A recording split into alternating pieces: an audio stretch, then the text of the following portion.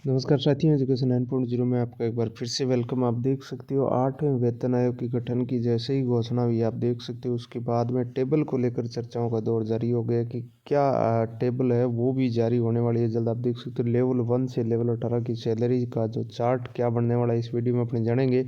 इससे पहले अगर बात करें कि 8वें वेतन आयोग के गठन के ठीक बाद आप देख सकते हो कर्मचारियों में खुशी का जो ठिकाना है वो नहीं है। ये जो 7th पे की जो आपकी टेबल है वो जैसे कि टेबल है वो 8th पे में अब बढ़ने वाली है सिर्फ और।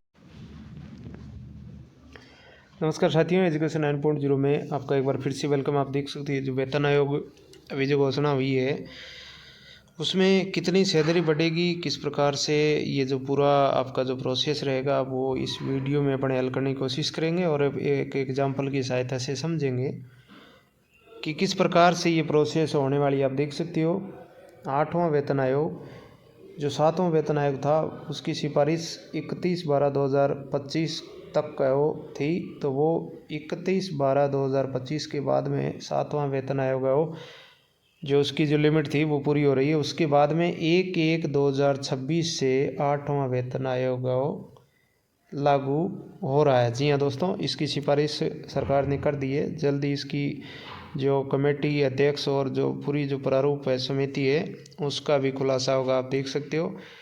अब देखिए अपने इन चीज़ों को समझते हैं कि जैसे अभी जनवरी 2025 है और उसके बाद में आप देख सकते हो आपका एक इंक्रीमेंट अभी जो वर्तमान में आपकी जो बेसिक है उसमें 1 जुलाई 2025 का इंक्रीमेंट भी ऐड होगा और हो सकता है जुलाई 26 का भी ऐड हो जाए अगर थोड़ा सा डिले होता है तो। नहीं तो फिर क्योंकि वास्तविक इसकी तारीख 1/1/26 से ये लागू होगा, लेकिन अगर कमेटी की रिपोर्ट या कुछ समझे थोड़ा बहुत लेट होता है तो एक इंक्रीमेंट आपके पहले ऐड हो जाएगा 7वें वेतन आयोग के हिसाब से।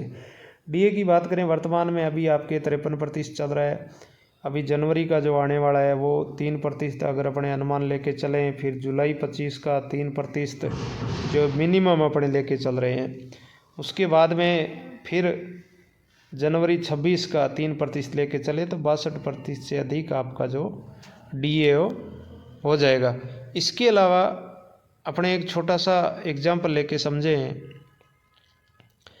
कि मान लीजिए 1/1/26 को किसी कार्मिक की बेसिक 50,000 है।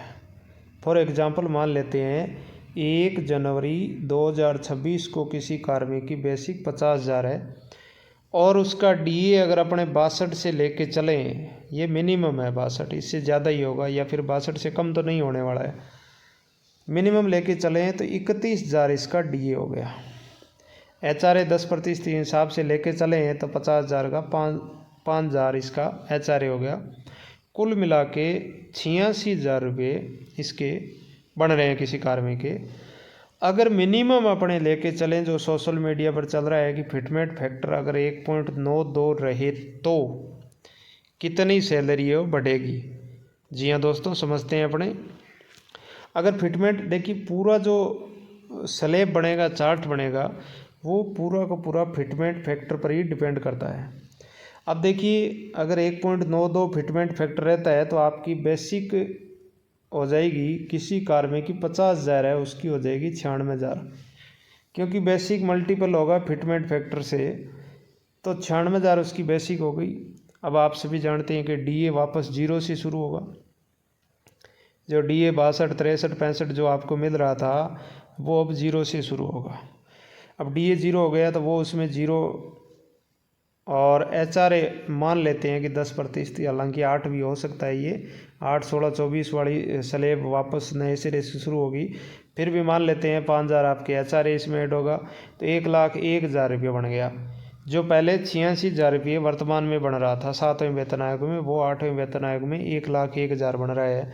यानी अंतर कितने का हुआ? 15,000 का। यानी सैलरी कितनी बढ़ी? लगभग 15%। कितनी बढ़ी दोस्तों? लगभग 15%। देखिए इसमें कई चीज़ें और डिपेंड करेगी कि आपकी जो स्लैब है वो चेंज होगी। जैसे किसी कार्मिक ने 5 इंक्रीमेंट ले लिए हैं और छठा इंक्रीमेंट लेगा तो सीधी सी बात है उसकी जो स्लैब पहले 3% के हिसाब से बढ़ रही थी उस स्लैब में भी तो परिवर्तन होगा। आप देख सकते हो हर स्लैब में आप देख सकते हो 15% बढ़ोतरी होगी। ये जो बेसिक में जो बढ़ोतरी हो रही है वो हर स्लैब में भी बढ़ोतरी होगी। तो इस हिसाब से कार्मिक की, और उसके बाद में भी अपने देखते हैं हर 6 महीने बाद में जो डीए बढ़ता है वो अभी जैसे वर्तमान में किसी कार्मिक का 1500 रुपये बढ़ रहा है, तो वो बेसिक बढ़ने के बाद में 3000 के आसपास बढ़ेगा, यानी हर महीने 1500 रुपये उसमें भी। हालांकि 6 महीने आपको बिना डीए के जो वेतन है वो मिलने वाला है। अब देखिए अगर अपने एक छोटा सा और एग्जांपल लें कि 7वें वेतन आयोग में जो आपका फिटमेंट फैक्टर था वो 2.57 था, जिसमें अनुमानित आपके 22-23% के आसपास है वो सैलरी बढ़ी थी 6ठे वेतन आयोग से 7वें वेतन आयोग में।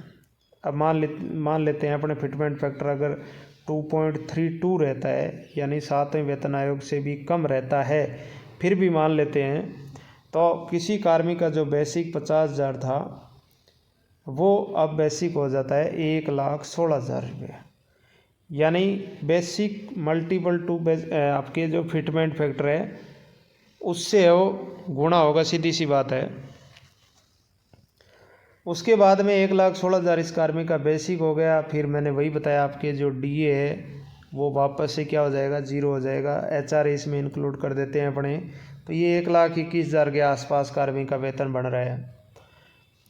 अब देखिए डिफरेंस कितने का रहा है, जो 7वें वेतन आयोग में जब 7वां वेतन आयोग पूरा हो रहा है किसी कार्मिक का 50,000 मूल था, 86,000 पेमेंट बन रहा था, तो 86,000 और 1,21,000 में 35,000 का डिफरेंस हो गया। यूँ समझें कि सैलरी में लगभग 30% के आसपास है वो ग्रोथ हो रहा है, आप देख सकते हो। और फिर हर 6 महीने बाद में जो 3% भी अगर महंगाई भत्ता बढ़ता है तो वो 3,000 जो पहले 3,000 बढ़ रहा था, जो 7वें वेतन आयोग को 1,500 हर महीने बढ़ रहा था, वो बढ़कर कितना हो गया दोस्तों, 3,500 रुपये हो गया। तो इस प्रकार से अपने समझें कि सब कुछ जो पूरा का पूरा जो खेल है, जो स्लेब है, जो चार्ट बनेगा, वो सब का सब आप देख सकते हो फिटमेंट फैक्टर पर ही डिपेंड करने वाला है। या फिर इसमें एक चीज़ और हो सकती है कि ये जो सरकार है वो अगर फिटमेंट फैक्टर फॉर्मूले को छोड़ करके कुछ और ही फॉर्मूला लेकर आए तो ऐसा भी हो सकता है, में भी संभावनाएं जताई जा रही है। अगर फिटमेंट फैक्टर वाला फॉर्मूला आता है तो ये थोड़ा सा ठीक रहेगा, क्योंकि फिटमेंट फैक्टर अगर 2.0 भी रहता है तो भी आप मान सकते हो कि आपकी जो सैलरी है उसमें 25% के आसपास है वो बढ़ोतरी आराम से हो जाएगी। तो ये कुल मिलाकर के कहें कि मोदी सरकार, देखिए ये भी एक विचार करने वाली बात है कि कुछ दिन पहले लोकसभा में, राज्यसभा में सब जगह लिखित में आ रहा था कि सरकार है वो 8वें वेतन आयोग पर किसी भी प्रकार का विचार ही नहीं रख रही है। और अब अचानक से 8वां वेतन आयोग आ जाता है, तो ये भी एक विचार करने वाली बात है कि इसके पीछे क्या राज है, क्या वजह है। लेकिन इसमें अभी भी जल्दबाजी करना ठीक नहीं रहेगा, क्योंकि जब तक कमेटी की सिफारिश नहीं हो जाती है, कमेटी का गठन नहीं हो जाता है, तब तक ये चीज़ें हैं वो कर्मचारियों को इतना भी ज़्यादा खुश होने की पहले वो आवश्यकता नहीं है। हालांकि 10 साल के बाद में एक इंक्रीमेंट आता है तो कर्मचारियों के लिए एक प्रकार से वो जैसे कोई त्यौहार का जो एक फेस्टिवल का यूँ माने कि जो खुशी होती है वो कर्मचारियों के लिए कही जा सकती है। वेतन आयोग को लेकर के विभिन्न कर्मचारियों के मन में अलग अलग जो सवाल आ रहे हैं, तो वो इस वीडियो के माध्यम से आपके वो डाउट क्लियर हो गए होंगे। जी हाँ दोस्तों, अगर सब कुछ ठीक है तो अपने साथियों को भी ये वीडियो ज़रूर शेयर करें और निरंतर आप हमारे चैनल से जुड़े रहें, ताकि आपको 8वें वेतन आयोग से जुड़ी पल पल की अपडेट सबसे पहले मिलते रहे। जैसा कि पहले भी अपने 2-3 महीने से इसमें 8वें वेतन आयोग से जुड़ी अपडेट दे रहे थे, तो कुछ साथी पहले भी कह रहे थे कि सर वेतन आयोग ये सरकार नहीं लाने वाली है, लेकिन आखिरकार सरकार ने इसको नोटिफाई कर दिया है। तो ये निश्चित रूप से कर्मचारियों के लिए एक अच्छी खबर है वो कही जा सकती है। जी हाँ दोस्तों, बने रहिए निरंतर आप अपने चैनल से। धन्यवाद।